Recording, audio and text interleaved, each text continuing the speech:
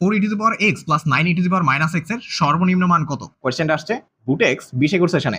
খেয়াল করো তো ভাইয়া, আমার এখানে গিভেন ফাংশন হচ্ছে f of x equals to 4e⁻x plus 9e⁻x। আমরা তো জানি এই ফাংশনটার কোনো একটা পয়েন্টে যদি সর্বনিম্ন মান থাকতে হয় তাহলে সেই পয়েন্টের জন্য আমাদের ফার্স্ট টাইম ডেরিভেটিভের মান কত ধরতে হবে?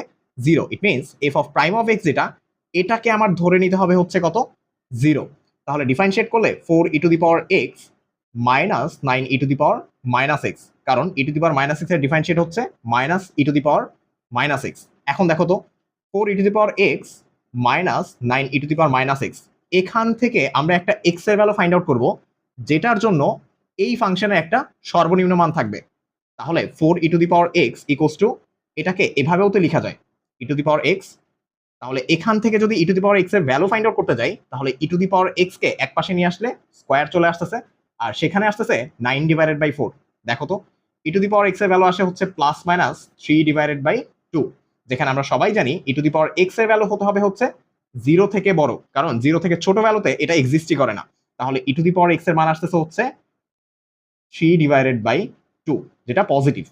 এখন এখান থেকে আমরা যদি x এর মানটা বের করি তাহলে আমরা তো জানি ভাইয়া e⁻ সামথিং থাকলে এই x এর ভ্যালুটা ফাইন্ড আউট করার জন্য ওই পাশে একটা লন দিয়ে সেই ভ্যালুটাকে দিয়ে দিতে হবে।